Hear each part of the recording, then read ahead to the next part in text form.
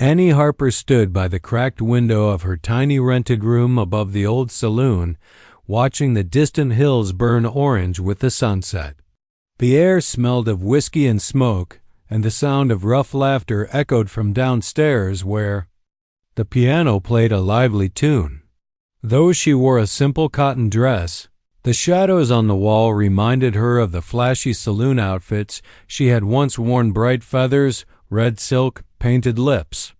Even after leaving that life behind, the shame still clung to her heart like a stain she couldn't wash out. She had never wanted to work in a saloon.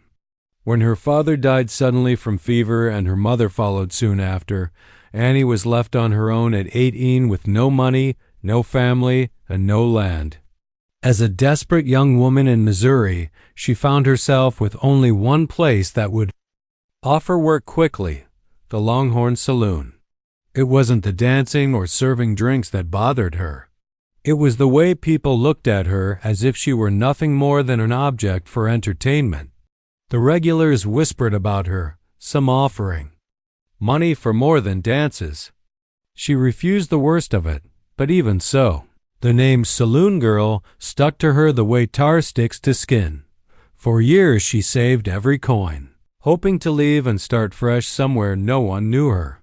She desired a quiet life, maybe a little house, a garden, a loving husband, and a place where children could laugh without the smell of alcohol and cigar smoke.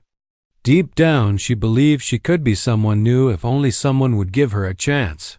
One evening, while delivering a tray of drinks, she overheard two women in the saloon talking about mail-order brides, how men out west were desperate for wives and were willing to marry women they'd never met, as long as they were honest and willing to work.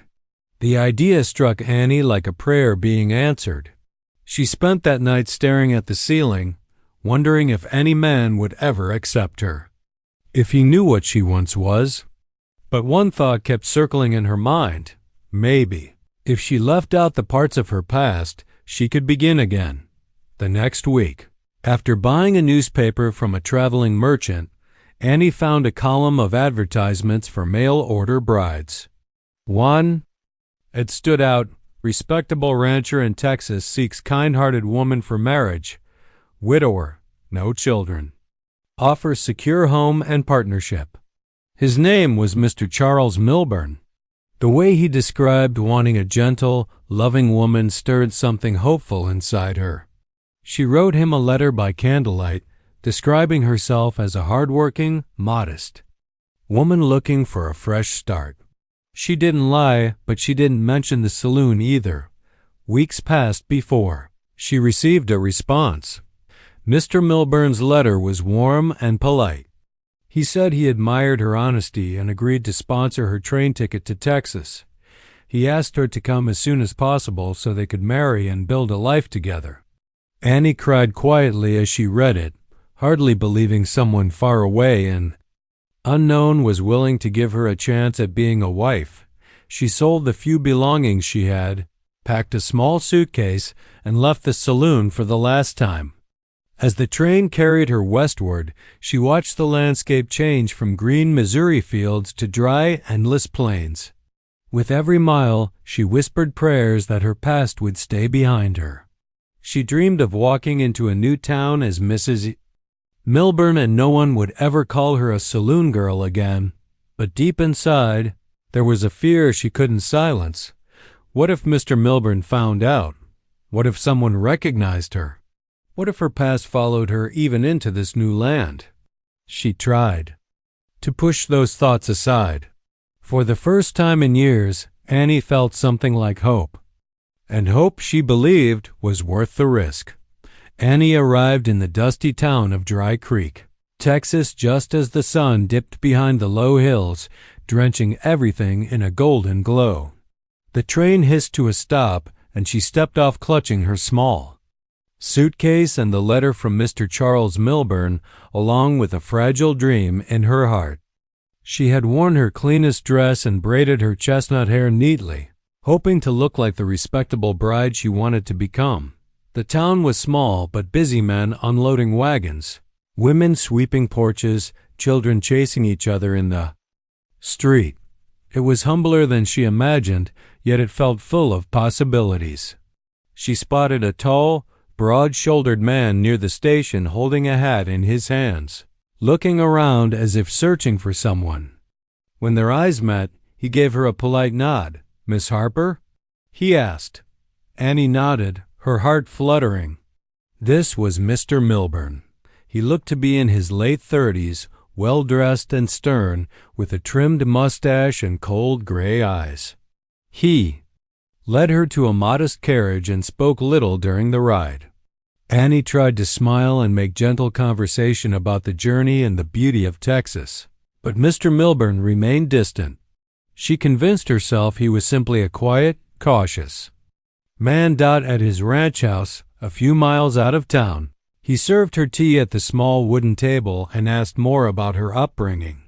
Annie kept her answers polite but vague, explaining she was alone in the world and had worked various jobs to survive. Mr. Milburn was studying her closely, and she sensed he expected even greater honesty. Out of fear and trembling hope, she confessed that she had once worked in a saloon, but only out of necessity, and not in the sinful ways people might assume. The room went silent. His face hardened. He set his cup down sharply. "A saloon girl," he said flatly, as if the words tasted bitter. Annie's heart pounded. She tried to explain she didn't want that life, that she left it behind, that she came here for redemption, but her words came out broken and small. Mr. Milburn stood up. "You lied by omission," he said. "I was looking for a pure, respectable woman, not someone who entertained drunkards in a saloon." His voice was cold and final. He offered no space for forgiveness or compassion. "This arrangement cannot continue." Tears burned in Annie's eyes. She felt stripped and exposed, standing in the center of the room like she was back at the saloon stage, being judged by strangers. "Please," she whispered, "I want to live an honest life. I didn't lie, I just wanted a chance." But Mr. Milburn opened the door and motioned for her to leave. "I will not have a wife with that kind of past. You should go back where you belong." So Annie stepped out into the gathering evening, stunned and humiliated. The carriage that brought her was gone. She stood on the porch with her suitcase, feeling the dust of the road swirl around her boots. She turned slowly and started walking back toward town, her eyes filled with tears she could no longer hold back. By the time she reached Dry Creek again, her feet ached and her spirit felt crushed.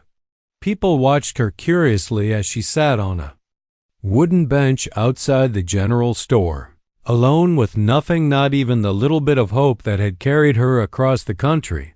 The same whisper she hated so much back in Missouri seemed to follow her here. "Is that the saloon girl, Mr. Milburn rejected?"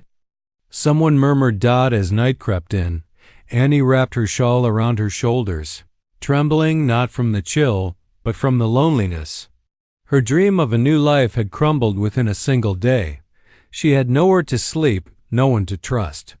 She looked up at the stars and silently begged God for one more chance, wondering if perhaps someone out there still believed she was worth saving.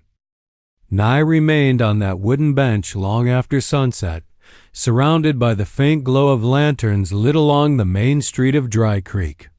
Her eyes were red from crying, her body drained from the journey and the cruel rejection. She watched as people closed their shops and went home to warm houses and comforting families. She had nowhere to go. She pulled her shawl tighter, trying to remain invisible. Across the street, a tall man stepped out of the general store with a bag of flour over one shoulder.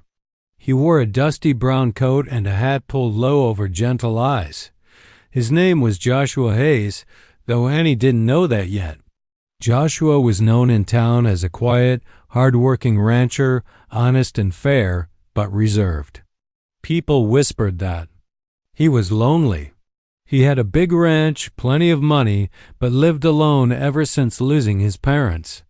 To some, he was a mystery. To others, a good man who kept to himself. As he walked toward his horse, he noticed the woman sitting alone on the bench, shivering and wiping her face. At first, he continued walking, wanting to respect her privacy, but something in her looked deeply broken, and he couldn't just leave her there. He hesitated a moment, then walked over slowly. "Ma'am?" he said gently. Annie looked up, startled. His voice wasn't harsh or mocking like Mr. Milburn's. It was soft, calm, like the sound of a creek in spring. "Are you all right?" he asked. She tried to answer, but her voice cracked. "I am fine," she lied. He could clearly see she WSN single quotes to. Joshua hesitated, then sat down a short distance from her on the bench. "It's getting cold out here. Do you have somewhere to stay tonight?" Annie's lips trembled as she shook her head. "No," she whispered, ashamed. "I don't." Joshua nodded slowly, thoughtful. "My ranch is just outside of town. I have a spare room. You're welcome to stay until you figure things out." He spoke carefully, not wanting to frighten her. "You can lock the door from the inside if that makes you feel safer." Annie blinked in surprise. No man had ever offered her kindness like that with no expectation in return. "Why would you help me?" she asked. Joshua glanced at the street, then back at her. "Because you look like someone who needs help, and I've been in dark places myself." His eyes reflected a quiet sadness of his own, maybe old grief, maybe years of loneliness. She hesitated, her heart still wounded from being judged. But something in his voice felt true. She nodded slowly. He helped her onto his horse, walking beside it the whole way so she wouldn't be afraid. They arrived at a modest but well-kept ranch house surrounded by acres of quiet land. Inside, it was warm and smelled of wood and bread. Joshua led her to a small guest room with a bed, a quilt, and a lamp. "You can stay as long as you need," he said. "I'll make some tea." Alone in the room, Annie stood there stunned. She sat on the edge of the bed and stared at her hands. For the first time since leaving Missouri, she didn't feel like a burden or a shameful secret. She felt human. When Joshua brought the tea, he didn't ask questions. He simply said, "My name's Joshua Hayes. I run this place myself. If you'd like, you can help with chores for now. Earn a little money, no pressure." Annie looked at him with gratitude filling her chest. "My name is Annie," she said softly, as if reclaiming it for the first time.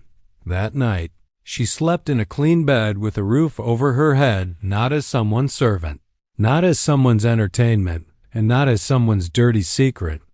She slept as a guest, treated with respect. And she wondered who this quiet cowboy was, and why it felt like God himself had sent him just as she was ready to give up.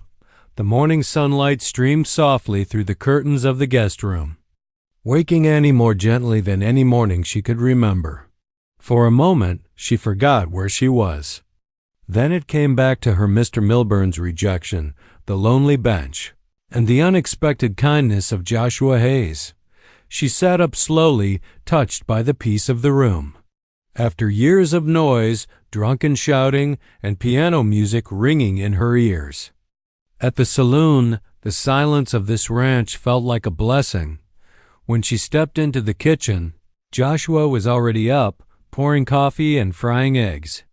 He looked up and simply said, "Morning," with a slight smile. He wasn't a man of many words, but his calm presence eased her nerves. "I'd like to help," Annie said hesitantly. "You've already done so much for me." Joshua nodded and pointed toward the sink where a pile of dishes awaited cleaning. "If you don't mind starting there, I'll show you the stable later." She nodded eagerly. As she washed the dishes, she looked out the window to see fields stretching far into the horizon, dotted with cattle and horses. It felt like a world she never expected to belong to. After breakfast, Joshua took her out to the barn. He showed her how to mix feed for the horses and gather eggs from the chicken coop. Annie listened carefully, wanting to prove useful. She moved slowly at first, still tired from the journey and from heartbreak, but with every task she completed, a little bit of her confidence returned. Joshua stood nearby, occasionally giving instructions. He never scolded or rushed her, just a quiet, steady guide. While brushing down one of the horses, Annie caught Joshua watching her. She paused, self-conscious. "Am I doing it wrong?" she asked. He shook his head. "You're doing just fine." There was a softness in his gaze she hadn't expected. He respected her effort. It made her feel safe. As the days passed, Annie fell into a routine, collecting eggs, sweeping the porch, helping prepare dinner. In return, Joshua paid her small wages, insisting she keep them for herself. He talked to her sometimes over supper, asking about her favorite flowers, her dreams, her experiences traveling west. Annie, slowly opening up, told him bits of her past, losing her parents, being alone, working wherever she could. She still didn't say the full details of the saloon, not yet. But Joshua didn't pry. He simply listened. One afternoon, after a long day of work, they sat on the porch sipping cool water. The sky was painted pink and gold. Annie watching. The horizon said softly, "I never thought I'd find a place like this." "It feels peaceful," Joshua nodded. "That's why I love it out here. Plenty of room to breathe. No one telling you what you're worth or who you have to be." His words touched her deeply. She risked a small smile. "That's exactly what I need," she said. Joshua looked at her, and though he didn't say it aloud, he felt the same. Her presence brought warmth to the old house. For so many years he had lived in quiet solitude, taking care of the land but carrying a loneliness he never spoke of. Annie's laughter, soft and hesitant, at first started to fill that emptiness. One evening, as she placed a homemade pie on the table, he said quietly, "You're welcome to stay here as long as you wish, Annie. This house could use someone like you." The sincerity in his voice made her throat tighten with emotion. "Thank you," she whispered, her eyes shimmering. She still carried scars from her past, but for the first time, she began to believe she could heal. Trust started to grow like a green shoot after winter, tender but alive, and while neither of them said the words, a quiet connection had formed, a bond rooted in respect, kindness, and shared solitude. Word travels fast in a small town like Dry Creek, and it didn't take long before people began noticing that Annie Harper was staying at Joshua Hayes's ranch. At first, the townsfolk were only curious, wondering who the quiet woman was who sometimes came into town with Joshua for supplies. They saw her buying flour, fabric, or soap, always polite, always modest. Some of the shopkeepers smiled kindly at her, especially the women who saw the gentleness in her eyes. But others were more suspicious. It wasn't long before someone recognized her from the day she arrived, the day Mr. Milburn had thrown her out. Two gossipy women whispered near the post office, "That's the same saloon girl Milburn rejected. And now she's living out at Joshua Hayes's place. Imagine that. A woman with that past living with an unmarried man?" The rumors grew like wildfire. Some said she had seduced Joshua. Others said she was using him for his money. People who barely knew Annie now had entire stories about her supposed sins. It hurt her deeply, even though no one spoke to her directly. She could feel their stares, hear their hushed comments when she passed by. One afternoon, Annie went into town alone to buy some cloth for curtains. As she stepped out of the general store, she heard two men muttering nearby, chuckling in a crude, mocking way. "He's a fool, talking in a woman like that," one of them said loudly. "Can't believe he'd let a saloon harlot stay under his roof." Annie froze, her cheeks burning. She clutched her parcel and turned, walking quickly away, but the pain of those words lingered. When she returned to the ranch, she stayed quiet, folding laundry with trembling hands. Joshua noticed the change in her face immediately.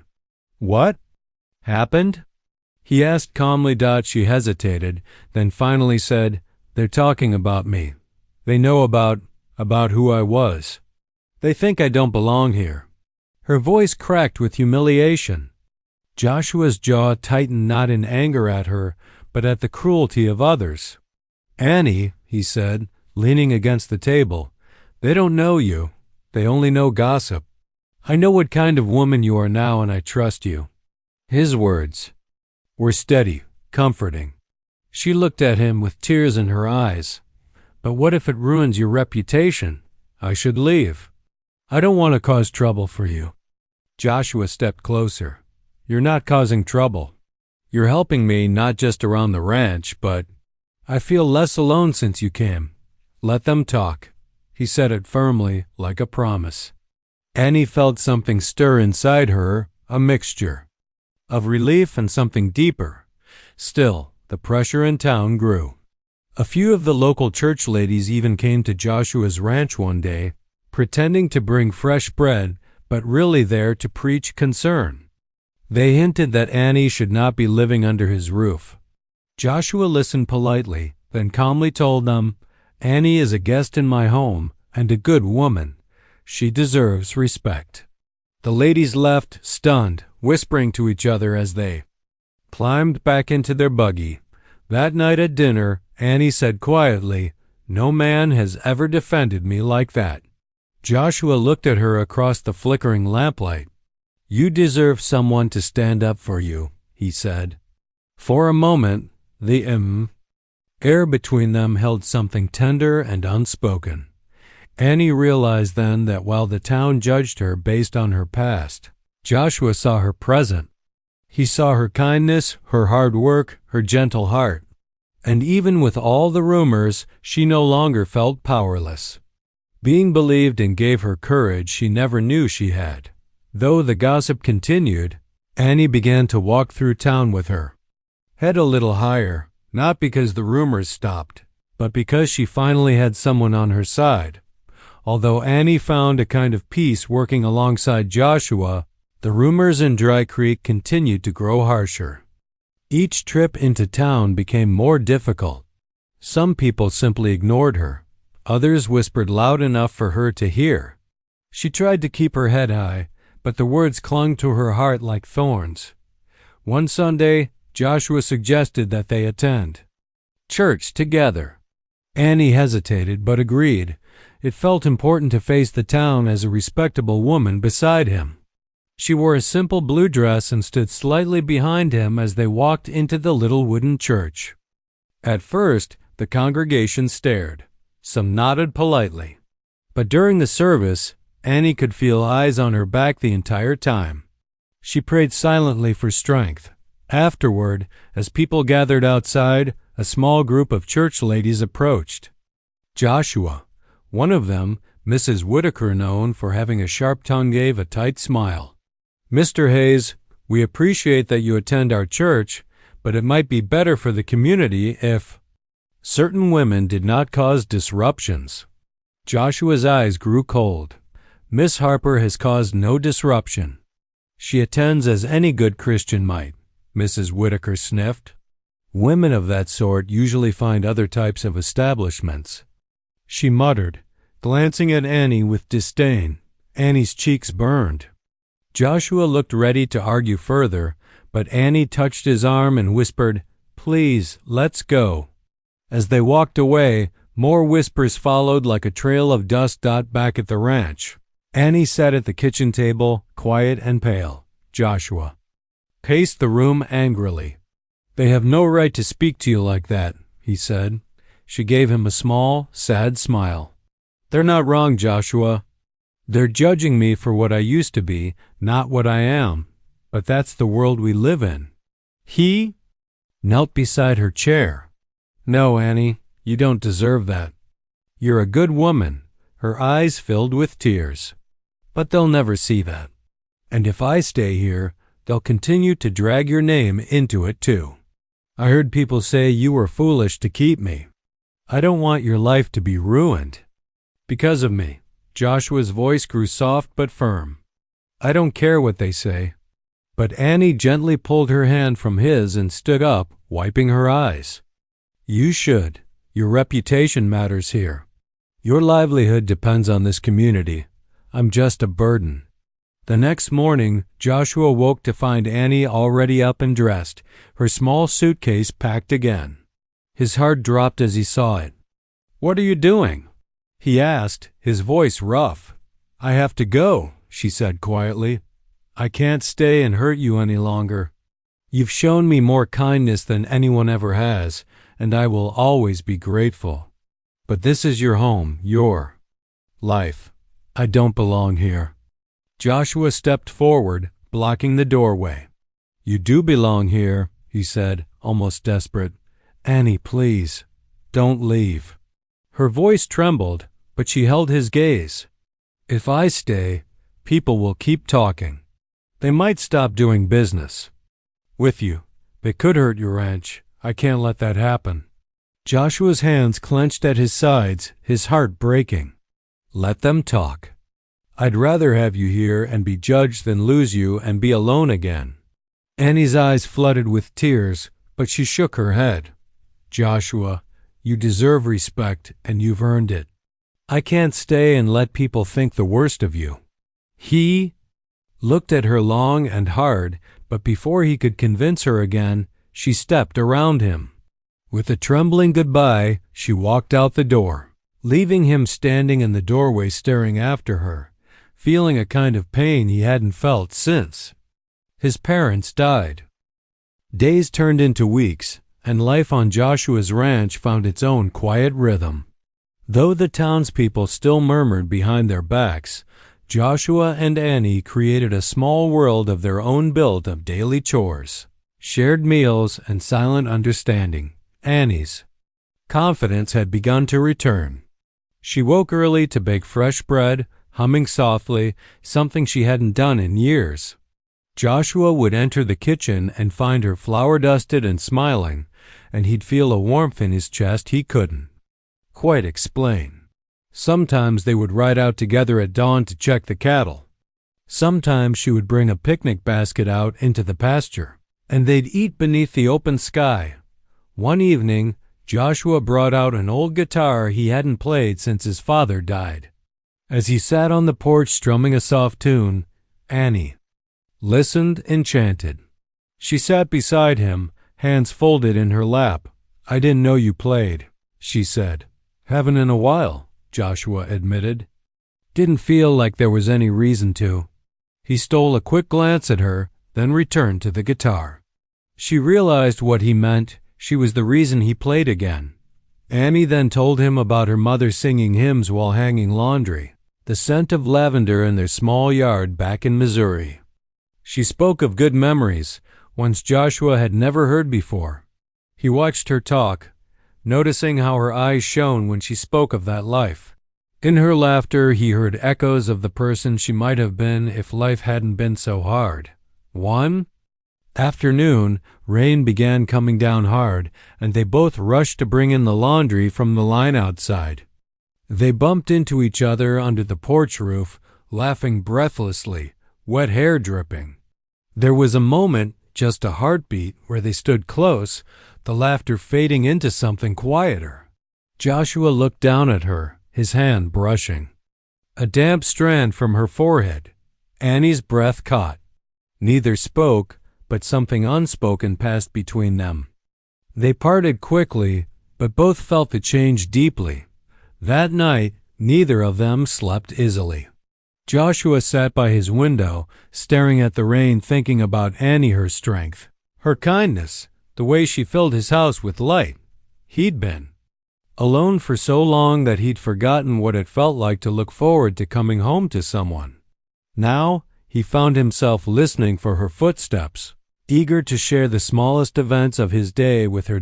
Annie, too, lay awake, her heart trembling with something both beautiful and terrifying. She realized she was no longer just grateful to Joshua, she was starting to care for him in a way she had never cared for anyone. And that frightened her because she feared it might be taken away. She still hadn't told him everything about her past. What if it ruined everything between them? One evening, after supper, as the sky burned orange with sunset, Annie finally found the courage to speak. "Joshua," she said softly, as they stood on the porch, "there's something I should tell you about my past. The things I did, the things people say aren't all wrong." She lowered her head, afraid Joshua gently touched her arm. "Annie, I don't need to know everything tonight, not if it hurts you. What matters is who you are now." She looked up at him, tears in her eyes, surprised at such grace. He continued, voice low and sincere, "You've brought this place back to life. I haven't felt this at peace in years. I don't judge you. I care about you." The words "care" about you lingered in the air like a promise. Annie's heart swelled with something warm and grateful. Her voice barely rose above a whisper. "I care about you too." They looked out at the darkening sky in silence, not awkward, but comfortable, as though their hearts had already spoken more than words ever could. Their friendship had grown into something deeper, something that neither of them had expected. But now neither of them wanted to lose. The ranch felt painfully empty the moment Annie walked away. Joshua stood in the doorway long after she disappeared. Down the road, numb with shock. The air felt colder, the rooms quieter, as if all the warmth had walked out with her. He tried to busy himself with chores, but nothing felt right. Every corner of the house reminded him of her gentle presence, her laughter in the kitchen, the soft hum of her voice when she baked, the way she smiled at him across the dinner table. That night, Joshua couldn't sleep. He sat by the fireplace staring into the flames, his heart twisting. He'd lost people before, his parents, old friends, but losing Annie was different. It felt like losing the hope he didn't know he still had. He buried his face in his hands and finally admitted the truth to himself. He loved her. The realization hit him so strongly that he stood up and grabbed his coat. It didn't matter what the town said. It didn't matter what she used to be. What mattered was the woman she was now, the woman who brought life back into his home and warmth back into his heart. He couldn't let her go. Not like this at dawn. He saddled his horse and rode hard toward town. The streets were still sleepy when he arrived, but he didn't stop to speak to anyone. He went to the small boarding house at the edge of Main Street, where Annie had said she might stay if she left. He knocked on the door hurriedly, his heart pounding. The owner, Mrs. Carter, opened it and said Annie was there, packing to leave on the next stagecoach. Joshua rushed up the steps and found her in a small room, holding her worn suitcase. She looked startled when she saw him, her eyes wide and red from crying. "Joshua, what are you doing here?" He stepped forward, breathless, his voice low and steady. "I came to bring you home." Her face crumpled with emotion. "I can't, Joshua. I can't ruin your life. People will always judge." "I don't care what they say," he said firmly. "Let them talk. Let them whisper. I know who you are. I know your heart. And I love you, Annie." She froze, tears filling her eyes. You love me?"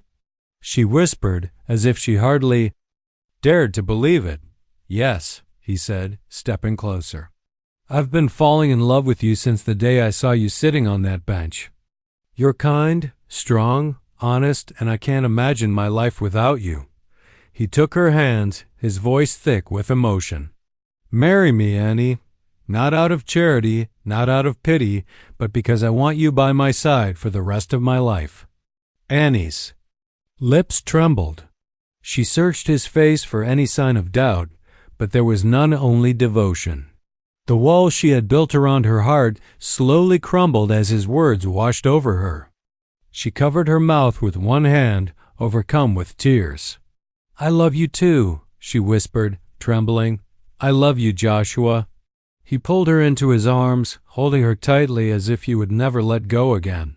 For the first time in years, Annie felt truly safe, not because she was hidden from the world, but because someone had chosen her knowing everything. Joshua. gently knelt down and took out a small silver ring he had brought, the ring his mother had once worn. "This was my mother's. I want you to have it." With tears streaming down her face, Annie nodded, and he slipped the ring onto her finger. It fit perfectly. They rode back to the ranch together, side by side, not as a caretaker and her employer, but as two souls who had finally found each other. And as they rode across the golden fields, the rising sun bathed the land in light as if blessing their new beginning. When Annie returned to the ranch with Joshua, now officially engaged to him, the world felt entirely different. She wasn't just a guest or a burden anymore. She was going to be his wife, part of his home, part of his future. There was still fear in her heart about what the townspeople might say, but the warmth of Joshua's love gave her strength. Instead of shame, she began to feel a sense of pride, because someone as good and honorable as him chose her. The following Sunday, they walked into church together, this time hand in hand. As they stepped through the doorway, all conversation stopped and heads turned. Annie's heart raced, but Joshua's fingers squeezed hers gently. He didn't waver or look away. He simply guided her to a pew near the front. Some people frowned. Others whispered, but a few offered polite nods. Mrs. Whitaker raised her eyebrows but said nothing. After the service, as they stood outside greeting people, something unexpected happened. The pastor's wife, Mrs. Thompson, approached them. With a warm smile, "Congratulations to both of you," she said kindly. "You'll make a lovely couple." Annie's eyes widened in surprise, touched by the kindness. Mrs. Thompson was well respected in the community, and her approval meant a great deal. Over the next few weeks, Joshua and Annie worked together to prepare the ranch for the wedding and for the life they would build as husband and wife. Annie made curtains for the windows, planted flowers along the walkway, and even helped Joshua repaint the front porch. People in town began to notice the changes, not just in the ranch, but in Joshua himself. He looked happier, stronger, more alive. Gradually, a few of the townspeople who had once judged Annie began to soften. Mrs. Carter, the boarding house owner, told others about how courteous Annie had been. The general store clerk began greeting her with genuine warmth, remembering how polite she always was. Joshua's old friend, a neighboring rancher named Tom Willis, stopped by to shake Annie's hand and tell Joshua, "You picked a good woman." Some still held on to their gossip, of course. But slowly, a new story began to replace the old whispers. People began to say that Annie Harper is hardworking, or she keeps that Hayes place looking finer than ever. They could see with their own eyes the way she cared for Joshua and how he looked at her with such devotion. Respect started to grow where once there had been scorn. One afternoon, Annie joined a few local women at the church to help prepare for a charity event. At first, they eyed her warily, but when Annie offered to sew tablecloths and brought fresh-baked bread to share, their attitudes shifted. One young woman even said shyly, "Your bread is wonderful, Mrs. Harper." "I mean, Miss Harper." Annie smiled, correcting softly, "It'll be Mrs. Hayes soon." The women exchanged glances, and for the first time, some of them smiled back. Later that week, Mrs. Whitaker, who had judged Annie most harshly, passed by the ranch on a carriage. She paused and watched Annie hanging laundry near the porch. Joshua stepped out and placed a tender hand on Annie's shoulder as they spoke quietly. Mrs. Whitaker's stern expression softened just a fraction. She tipped her hat and continued riding. It wasn't approval, but it wasn't condemnation either. It was something in between, perhaps the very beginning of acceptance. Annie didn't need everyone to love her. She only needed to live honestly and with dignity. Joshua's love gave her that chance, and the respect she earned little by little from the town validated it. For the first time in her life, She was building a reputation she could be proud of, not as a saloon girl, but as a respected woman, a future wife, and maybe one day a mother.